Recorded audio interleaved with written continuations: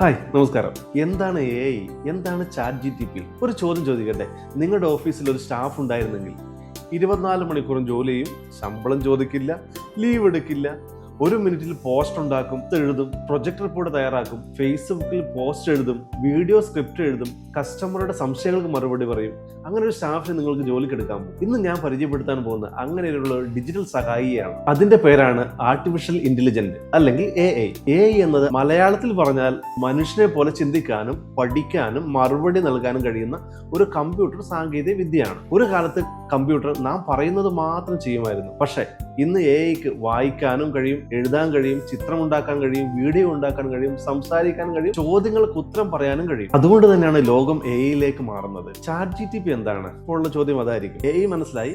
AI എന്ന് പറഞ്ഞാൽ ChatGPT ആണോ? അല്ല. AI ഒരു വലിയ ലോകമാണ്. ChatGPT അതിലൊരു ടൂൾ മാത്രമാണ്. ഒരു ഉദാഹരണം പറയുകയാണെങ്കിൽ ഇന്റർനെറ്റ് എന്ന വലിയ ലോകമുണ്ട്. അതിൽ ഗൂഗിൾ അതൊരു വെബ്സൈറ്റ് ആണ്. അതേപോലെ AI എന്ന വലിയ ലോകത്തിൽ ChatGPT ഒരു പ്രധാന ടൂളാണ്. ChatGPTയോട് നിങ്ങൾ എന്ത് ചോദിച്ചാലും അത് മനുഷ്യരെ പോലെ സംസാരിച്ച് മറുപടി നൽകും. ഇനി ഞാനൊരു ഡെമോ കാണിക്കാം. നിങ്ങളൊരു ജനസേവന കേന്ദ്രം നടത്തുന്ന ഒരാളാണെങ്കിൽ അവിടെ ചെയ്യേണ്ട ജോലികളെ വെച്ച് ഞാൻ ഒരു ഡെമോ കാണിക്കും. സാധാരണ ഒരു ജനസേവന കേന്ദ്രത്തിൽ ചെയ്യേണ്ട പണികൾ എന്ന് പറഞ്ഞാൽ ഒന്ന് പോസ്റ്റർ ഉണ്ടാക്കണം, ഫേസ്ബുക്ക് പോസ്റ്റ് ചെയ്യണം, വാട്സാപ്പിൽ മെസ്സേജ് തയ്യാറാക്കണം, കസ്റ്റമറുടെ അപേക്ഷ എഴുതണം, ഒരു പ്രൊജക്ട് റിപ്പോർട്ട് തയ്യാറാക്കണം, അല്ലെങ്കിൽ ഒരു പരസ്യം എഴുതണം. ഇതൊക്കെ സാധാരണ എത്ര സമയം എടുക്കും? 30 മിനിറ്റ്, 1 മണിക്കൂർ, ചിലപ്പോൾ അതിലും കൂടുതൽ. പക്ഷേ AI ഉപയോഗിച്ചാൽ ഇതേ ജോലി ഏതാനും സെക്കൻഡുകൾക്ക് ചെയ്യാൻ കഴിയും. നമുക്ക് ഇപ്പോൾ അത് ലൈവായിട്ട് കണ്ടു നോക്കാം. അതിന് നമുക്ക് ക്രോം ബ്രൗസറിൽ പോകാം, ChatGPT എന്ന് ടൈപ്പ് ചെയ്യാം.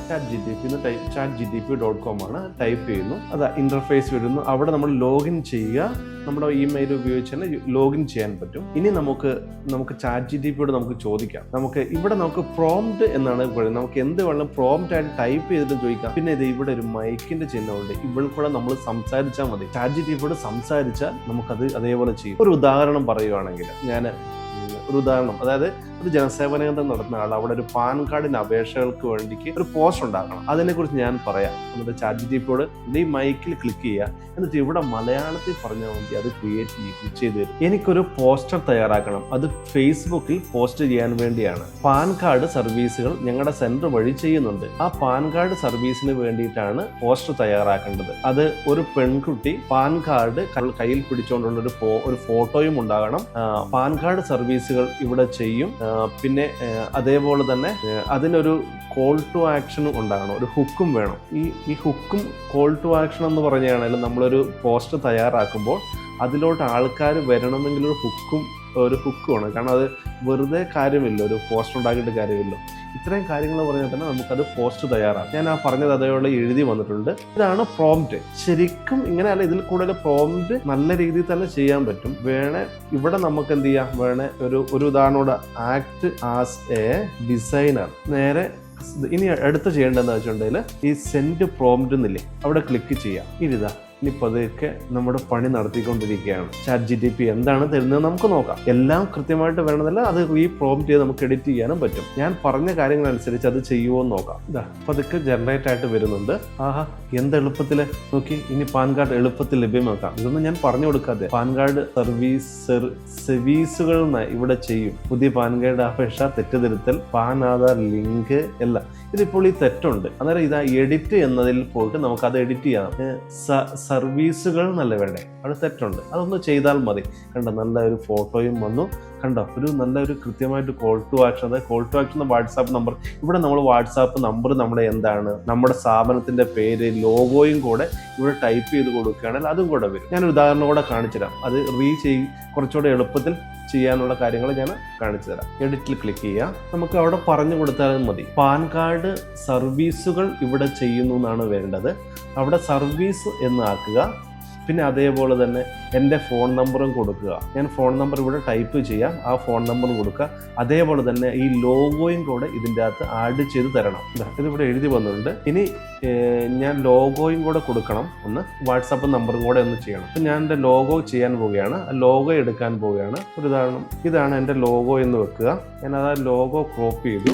ഞാൻ ലോഗോ ഇതിനകത്തോട്ട് ആഡ് ചെയ്യാൻ പോവുകയാണ്. ലോഗോ ആഡ് ചെയ്തു. അതേപോലെ വാട്സാപ്പ് നമ്പർ ഈസ് 9495270555. അത് ഞാൻ കൊടുത്തു. ഇതിപ്പം ആഡ് ചെയ്ത് തരുവേ. ഞാൻ കൊടുത്തു. ഇതാ ജനറേറ്റ് ചെയ്യുന്നുണ്ട്. പ്രോസസ്സിങ് ആയിക്കൊണ്ടിരിക്കുകയാണ്.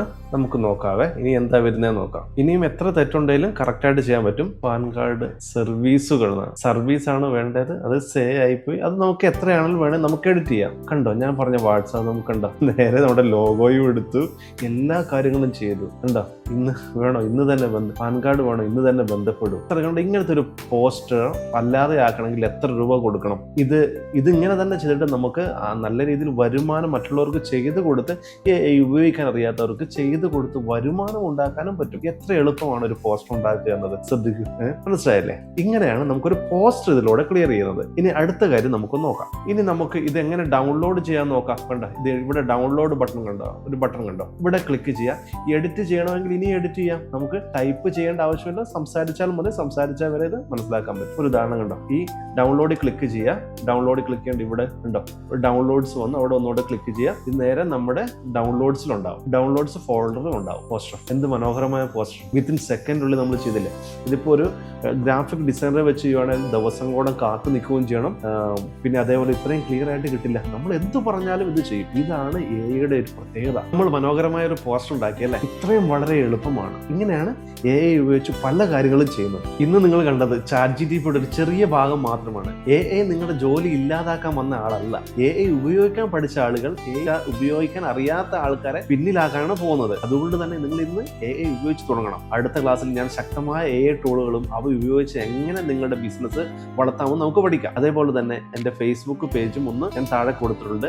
അതൊന്ന് ഫോളോ ചെയ്യുക. കാരണം ഇതേപോലുള്ള പല കാര്യങ്ങളും ഞാൻ അതിൽ അപ്ഡേറ്റ് ചെയ്യുന്നതാണ്. അതുകൊണ്ട് നമ്മുടെ ഫേസ്ബുക്ക് പേജും അതായത് യൂട്യൂബ് ചാനലിൽ എപ്പോഴും പുതിയ ഓരോരോ കാര്യങ്ങൾ ഞാൻ ചെയ്യുന്നുണ്ട്. പുതിയ ടൂളുകളെ കുറിച്ചും ബിസിനസിനെ കുറിച്ചുമാണ് ഞാൻ യൂട്യൂബിൽ ചെയ്യാറ്. അതുകൊണ്ട് ആ യൂട്യൂബ് ചാനലും ഇന്ന് തന്നെ ഫോളോ ചെയ്ത് വെക്കുക. ഇന്നത്തെ ക്ലാസ് നിങ്ങൾക്ക് ഉപകാരപ്പെട്ടെന്ന് കരുതുന്നു. ഇത് നമ്മുടെ എയുടെ ചാറ്റ്ജിപിടിയുടെ ക്ലാസ്സിലെ ആദ്യത്തെ ഒരു ഭാഗം മാത്രമാണ് നമ്മൾ അപ്ലോഡ് ചെയ്തിരിക്കുന്നത്. പക്ഷെ ഇതിന്റെ ബാക്കി 4 ഭാഗങ്ങൾ നമ്മുടെ ട്യൂട്ടോറിയൽ പ്ലാറ്റ്ഫോമിൽ ലഭ്യമാണ്. അതിൽ കൂടെ നിങ്ങൾ കൂടുതലായി പ്രാക്ടീസ് ചെയ്യുക, പഠിക്കുക.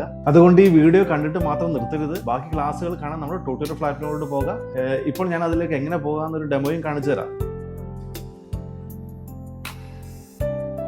ബ്രൗസറിൽ പോവുക, നമ്മുടെ സൈറ്റ് ഓപ്പൺ ചെയ്യുക. സൈറ്റ് ഓപ്പൺ ചെയ്യുമ്പോൾ ഓഫീസ് നൽകിയ ലോഗിൻ ID പാസ്വേഡും കൊടുക്കുക. അതിനുശേഷം കോഡ്സ് എന്ന് പറഞ്ഞത് കോഡ്സ് ക്ലിക്ക് ചെയ്യുക.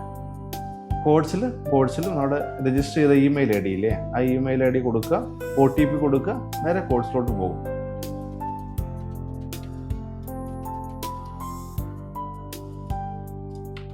വെരിഫൈ ചെയ്യുക. അതിൽ ഇവിടെ കോഡ്സ് എന്നതിൽ ക്ലിക്ക് ചെയ്യുക.